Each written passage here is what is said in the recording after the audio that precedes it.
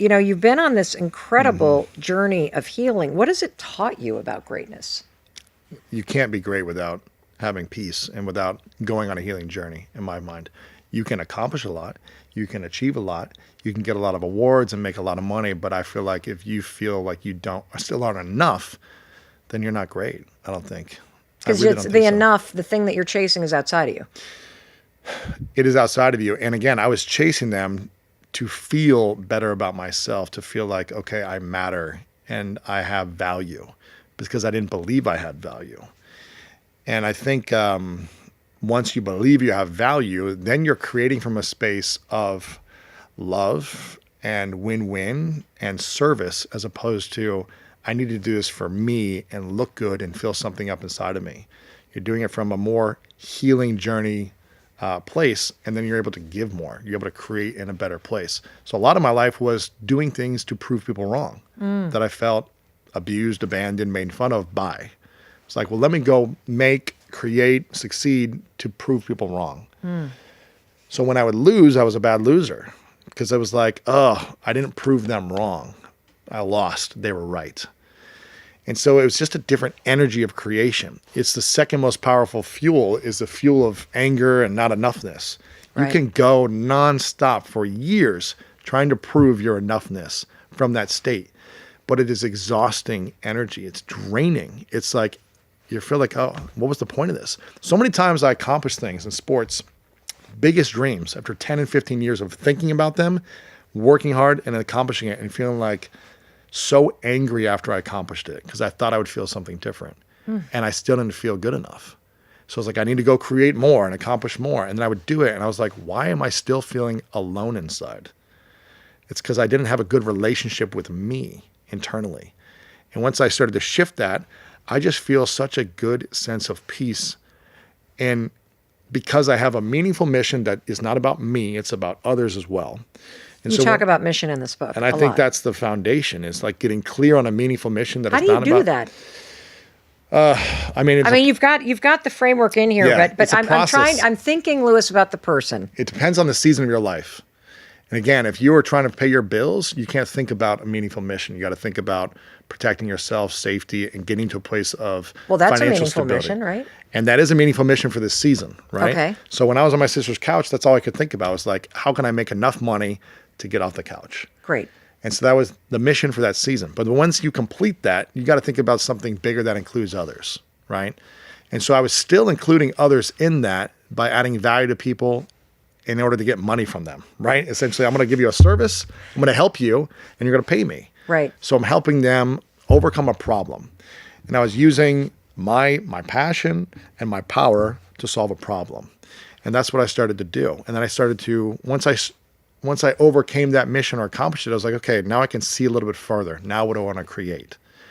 And the same thing happened with the School of Greatness. Hold on. I just want to tell everybody. So Louis basically, in looking for a job, figured out how LinkedIn worked. Exactly. And then realized, oh, whoa, I can teach other people how to use LinkedIn like a pro. And so he literally became wildly successful being an expert on monetizing and utilizing LinkedIn and one platform. And tell everybody how you came up with the School for Greatness idea. So after, 4 or 5 years of kind of teaching LinkedIn and then expanding it into just social media and marketing in general and courses and stuff like that, I realized, okay, I had enough money for maybe 2 years to live. Oh, that's pretty damn good, Louis. When you're broke and poor, at least from my point of view, the Holy Grail. When you're broke and poor, from my point of view, I didn't spend anything. I was like, I just need to stack everything, because I was in scarcity mode. Yep. So I wasn't like spending anything. So I had enough, and I also didn't have a car. I was living in like an apartment that was only $495 a month. I was like living in the lowest amount I could. I was like taking trains places, not like flying anywhere. I was like, how can I save? This is Louis the squirrel. Yes, I was hoarding his nuts, trying man. to get Here nuts we go. everywhere. That's right. Put them in my back pocket. And once I realized, I can actually I'm surviving now, right? I'm thriving, I'm surviving. I got out of this kind of like scarcity mentality. Yeah. I was able to think beyond that. I was able to think beyond this like need to like just make money really quickly. And I I realized I didn't want this anymore. This season of life, I was like, I don't want to do what I was doing in this business anymore. So I sold it to a business partner that I had. And I was like, okay, I've got about 2 years of cash if I don't make any money to survive. Yep. This is the exact moment when I got into the fight on the basketball court. I was going through a breakup in a relationship that I moved to LA for. And I was just having breakdowns in life. And so I was literally stuck in traffic in LA a little over 10 years ago. Tuesday next week is my 10-year anniversary for my podcast. No way. Tuesday next week. So a little over 10 years ago, maybe 10 years and 3 months ago, I'm stuck in LA traffic. All this stuff had just happened. And I'm just thinking to myself, man, I don't have it all figured out. I thought I did. I thought my ego knew it was right. Yeah. I thought I, accomplished stuff and this and that, and was featured in the White House and all these other things. I was like, man, I should be the man, but I feel like a loser.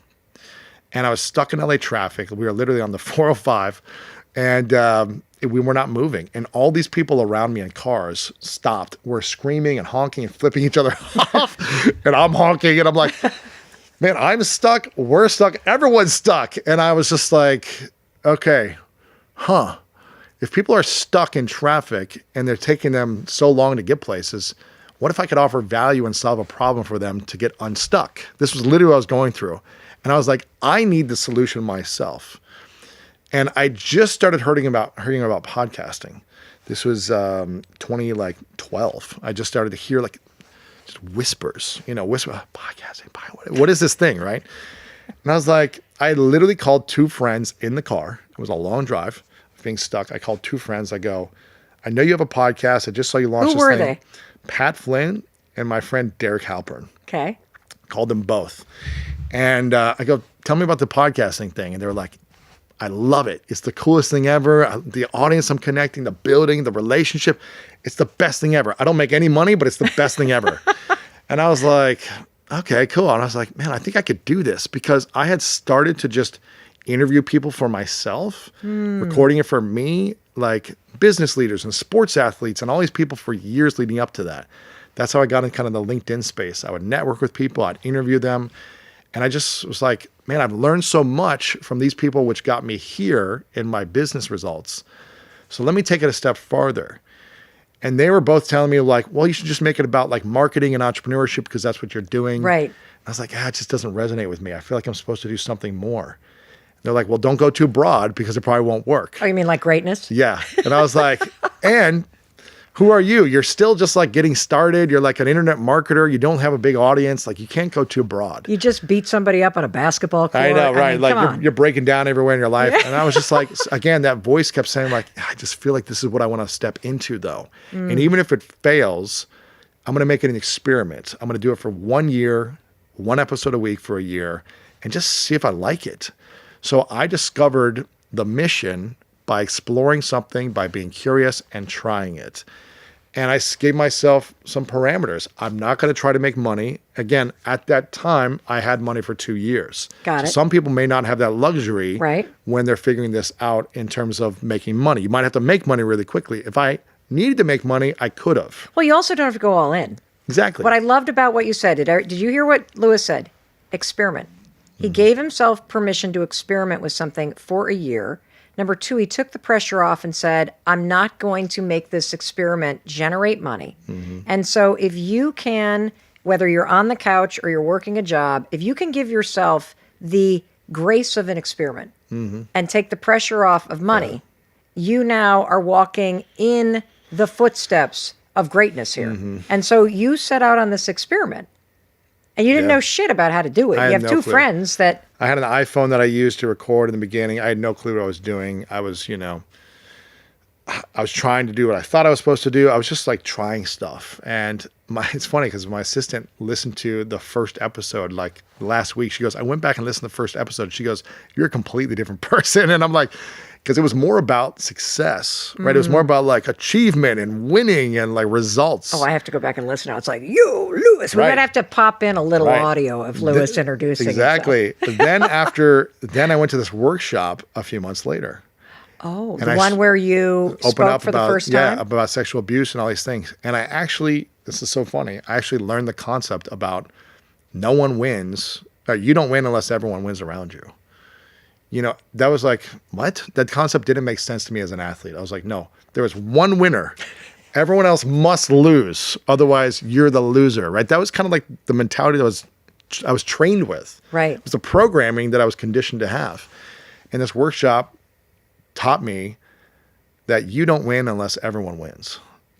You embody that, dude. And it's about, thank you. And it's about, it doesn't mean, winning could look differently for everyone around you, but there must be like a win-win experience. Otherwise, your win doesn't mean as much if others aren't improving and growing and succeeding in whatever it is they're doing as well, right? It doesn't mean it has to be equal winning or something like that. And that's why I was like, yeah, that's right. This podcast can't be about like results. It should be about elevating others and about improvement and how we can all win together. And that's when it started to shift. And I started to like be a little softer and be less like, let's just get results, and it was beautiful. So there's so much that happened in that first year of the experiment where I started to like try something and it wasn't perfect the first 100 times. I just said, how can I make it better every time? How can I listen to the feedback and make it better every time? And how can I find my voice in this process? Even if I'm not comfortable sharing my voice, how do I find it by practicing it? And after the first year, I remember being like, man, I just really loved this and enjoyed it. And so 10 years later, here we are. I still love it, still enjoy it. Wow. When you think back on literally probably thousands of people that you've interviewed, what's one interview that you reflect on the most? I was going to say Kobe because he was my favorite interview. But when you said this, there was an interview the first year that I had with a guy named Chris Lee, who is the actual coach and trainer of the workshop I went to when I opened up for the first time. Really? He had such a massive impact on me from that experience that I ended up hiring him as a coach for a couple of years just to like coach me personally. And I had him come on the show and I had him put me through, well, I guess he put me through it, but I asked him about like, I was single at the time. I go, how do you find the dream like partner? And he put me through a guided meditation where he had me close my eyes. And he like walked me through a scenario and a scene of my future self.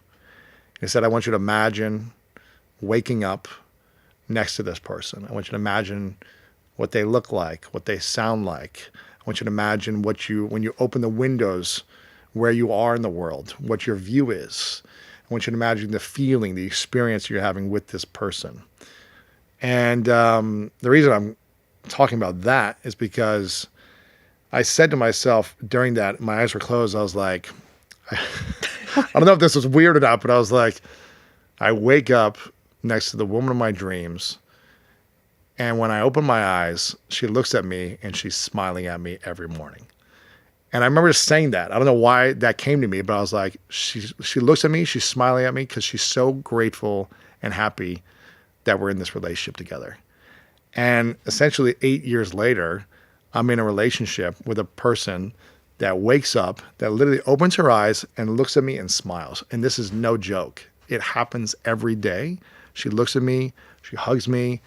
Some days she wakes up crying. I'm not kidding, because she's just a grateful human being. Not just because of like I'm in her life, but she's just a happy person. And I dreamt of this. And so for me, that was a powerful episode because I had 2 other relationships before her and after this conversation. Those things didn't happen. And I realized that it only happened the moment I started to fully heal a lot of the emotional things that I still wasn't ready to face in intimacy. So I healed one element, but not all the other elements. And it wasn't until I literally, there was a pain in my chest for years from other things, not the sexual abuse pain, because I could talk about that freely and be at peace. But in other things that I still wasn't willing to face. And it wasn't until I faced those things 2 years ago, there was a pain in my chest for many years that would come and go. It disintegrated after about 5 months of intensive therapy, integration, healing. It finally disintegrated in my chest, and I felt this ball of pain go throughout my body into like complete freedom. And it hasn't come back since. Wow. It took 5 months of intense reflection, exercises, practicing of healing the nervous system to where that went away, that is literally a month or two later, I met her. Wow. And it's been a game changer ever since. Have you talked publicly about what that thing was that you faced? I haven't really talked about it publicly. I just started kind of telling people that, because I don't know if other people feel a pain in their chest. I don't know if you've ever felt like a ball that's kind of like this, not palpitations, but just kind of a nagging pain. I think people I feel it more kind of like right above the stomach. Yeah. That's sort of where and I know when it's coming because it hits the ankles first and then this Interesting. clenches. Yep. Like wobbly legs or something? No, like I feel literally when I get triggered, I literally feel it Interesting. start. And it comes to your stomach. Yeah, but I think you want to know why. It's because that's how the person approached me. Oh, wow. Yes. Yeah, because it used to be the throat and the chest for me. You just feel like I couldn't speak. Yeah. And there was like a pain here. And I was just like, it wasn't like I felt like I was having a heart attack or anything like that, but it's just like a nagging pain. Yeah. And it would come and go. And I couldn't figure out how to get rid of it or how to like eliminate it. And I went to 5 months of intensive every week therapy, sometimes 5-6 hours on Saturdays, where I was just like, I'm a maniac on a mission to create peace, clarity, and freedom. The first day I stepped into therapy with my coach, I call her an emotional coach because I think we should all have one. She said, what's your intention for starting this process? I said, I want peace, clarity, and freedom. Because I didn't feel like I had any of those. Can I take a guess at what your biggest block was? Sure. It was an inability to even allow love in. Is that what it was? I don't know if that's what it was. Maybe, but it was my inability to not abandon myself. What does that mean for somebody who's never heard that term? So it was my inability to not abandon myself in intimacy with one person, the person that I was choosing to be in a committed relationship with. Because I wanted to abandon myself in other areas. I would stand up for those like, no, I'm not going to do that. Oh, were you like a nice guy doormat type in relationships? I was more trying to buy peace. So whenever my relationships in the past would be upset at me. Yeah. You didn't do this. I'm sorry. Okay, I'll go do it now. Yeah. Whenever there was disturbance emotionally, Yes. You or went the through? environment, or they were screaming at me, or they were cold shoulder, or they wouldn't speak to me, I was like, I don't like this feeling. And so I didn't know how to navigate my inner world when that would happen. I didn't know how to be peaceful under chaos emotionally. So I would do things to buy peace. I would say, okay, I'll stop doing this. Even though I don't want to stop doing something, I'll stop doing it to make you feel comfortable. Yeah. Okay, I'll give in here. Okay, I'll come home 5 hours early. Okay, I won't go on that trip because you don't feel comfortable with me going alone. See, I don't think people understand how much men struggle with this. No, I mean it. Like this is why I said you remind me a tremendous amount in ways of Chris. Mm-hmm. Same thing. Like just would shut down. Yeah. Or give in. Or give in and not capable of expressing what he needed because his experience as a kid was it didn't matter anyway. Exactly. And a lot of times, in general, a lot of men were never trained on how to navigate uncomfortable emotions through their highest selves. They would navigate it through their ego self, which is to defend, protect, and show that everything's okay. And that works in some cases, but not in every case. And I think I didn't have the tools, the training, the knowledge, the experience, the wisdom on how to navigate stressful emotions in love, in an intimate, loving relationship. I could do it in business and sports and other things. What was it modeled for you? Was it modeled for me? Little? Yeah, it was constant. It was a constant low-level stress and like resentment from my parents of each other, which made me always like, what's going to happen, right? And they loved me, and I knew they loved me, but I knew they also didn't love each other. Yeah. And so that was stressful. And so I didn't know how to be with a woman who was like, you can't do this, screaming at me, don't do this. I don't like when you do this. This is not okay, blah, blah, blah, blah, blah. Because what they are saying is you're not enough. And I don't accept you for who you are, Lewis. So I didn't accept myself for who I was. I knew I wasn't enough. That's how I thought. So I said, I'm going to do what's going to make her feel like I'm enough for her. Right. And after a year, 2 years, 3 years of doing that and just giving in and giving in and giving in, you fully lose yourself. Yes. You lose you lose who you are. Then you get resentful, you get frustrated, you get angry. So I lacked the emotional ability to say no. And if you don't love me and accept me and you want to walk away, that's okay. And I lacked the emotional ability to just be okay with me walking away from something as well. And that's why when I met Martha, which you've met her a couple times now, she smiles at you all the time. I had a fully different experience because you were different. Because I was completely different. And I just told her, like, straight up, I was like, this is my values, this is who I am, and I'm never going to abandon myself for anyone. Mm-hmm. You, this, that, it doesn't matter. Like, I'm just never going to abandon myself. Now, it doesn't mean I'm not going to be a flexible human being and supportive in all these other ways, but I'm not going to give up who I am to please one human being because they're not happy with me. Dude, if you could sum up the greatness mindset, I think you just did. There is this quote that goes viral all the time. I have no idea who said it first, but it's that thing that when you put all your energy into trying to keep the peace with others, you create a war inside yourself. That's and good. That is just what you described. Yeah.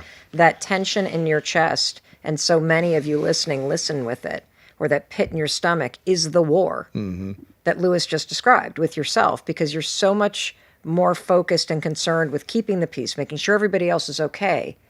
And until you invert that and you focus on creating peace within yourself, that's it right there. And this is the moment when it unlocked. I remember now exactly what happened when the pain went away, because I was working on, because I didn't feel free, right? And so for 5 months of therapy, going in every week, I was committed. I was like, I'm going to figure this out, and I'll go as long as it takes. You're like a truffle pig for healing. was like, He's going to root that thing out right there. exactly. I'm doing it, man. I'm not going to stop until I'm healed. I love that. I'm proud of you. And healing's a journey. It's not an event that happens overnight. Right. There's an unlocking, there's an awareness moments, but then then PTSD occurs if you don't keep integrating it. Yeah. So it's a constant So journey. what was that moment? So the moment was because every time I would meet my coach, she'd say, what's your intention? Peace, clarity, freedom. Okay. I didn't feel them. And so we were talking about which each one is. When do you not feel peace? When do you not feel clear? Freedom. And I was like, I've never felt free in my life. And a lot of it came down to modeling parents. They weren't free in their relationship. They both were resentful of being in the relationship. They both got married when they're 19. They didn't know any better. Yeah. They had 4 kids. They were working their butts off, just staying together. So I don't blame them, but they stayed together, not because they wanted to, because they didn't know how to navigate it as well. And so I saw them trapped. That was what it was for me. I saw them trapped, and I was afraid to be trapped because I didn't want to repeat the feeling of them being trapped and feeling miserable a lot of the time. And I was like, I don't want to create that in my life, but I didn't know how to stand up for myself. So that was the thing. And she just kept looking at me. It was kind of like a Goodwill Hunting moment. She was like, you're not trapped. You're not trapped. You're not trapped. You're a free man. You're a free man. You're a free man. And I don't know what it was, just like all the months of like the practicing, the integrating, the opening it back up, where it's just kind of like this like rush. It like finally connected to me that I am a free man, that I am not trapped. She was like, you can walk away at any moment. You can walk away at any moment. You don't have to keep working in this relationship. Like, especially since you're not married, you don't have to you can walk away at any moment. But even if you are married, you're free. You can walk away. And that was the thing. I was like, I'm so afraid to get married because I don't want to have the shame of getting divorced or the pain that happens after divorce that so many people go through. Well, it's so interesting. You were so focused on not feeling trapped that you actually trapped yourself. 100%. And it's so funny because I went to a prison almost every week for 4.5 years, and I watched men who were trapped behind bars. But some of them were emotionally free. Some of them were there, but I saw them free men. Like they were in a state of complete peace. Not all of them, but some of them had so much love in their hearts, were very kind and generous. They had their families around, and they were free emotionally. But they just did something that put them in there physically. And I realized for so long that I was trapped emotionally, but free physically. And I didn't know how to break free. And that was the thing where I was like, I'm just sick and tired of feeling this pain. I'm sick and tired of repeating the pattern where Yeah. I'm the common denominator in all these relationships, choosing them, staying in them, and not standing up for myself. So that was a massive game changer for me, was investing in emotional coaching, showing up consistently when I didn't want to, and doing the work. And I think a lot of us will get business coaches, career coaches, health coaches, but the emotional game is the game that most of us don't know how to master. And yet we won't invest in coaching or find support. And I just think it's so crucial. Well, you write at the very end of your fantastic book, The Greatness Mindset. You're talking about unlock the power of your mind and live your best life today. You have a huge section in this on healing. A whole section is healing. I feel like you cannot be huge great. section. I think like you can't be great middle unless you of the heal. book Yeah. is healing. Like, I feel like it's not even unlock the power of your mind. It's literally unlock the power of your mind, body, and spirit. Integrate it all. Well, you know, everyth's a Trojan horse. So Well, you that's true. You gotta bring people Nobody's in going to who pick are- up the healing book, so they're like, Yes, I'm gonna buy the exactly. mindset book. But guys, if people understood the art of falling in love with yourself, the world would be a much better place. Mm-hmm. Lewis, the world is a much better place because you're in it. Thank you, Mel. And I wanted to ask you. Let's see if I can. You gonna make find- me read one more thing? Or? I am not going to make you read one more thing, especially now that I know I am that happy was to a read. trigger for you. No, I'm happy to give it to me. You I did get the practice. fantastic. So, first of all, everybody, please go get the book. When I sit here and think about what you're about to experience, I can honestly tell you this is one of the deepest conversations I've ever had with someone that I recorded. And so I'm glad that my guest today agreed to let me share this conversation with you. It's unlike anything you may have heard before, particularly heard a man talking about.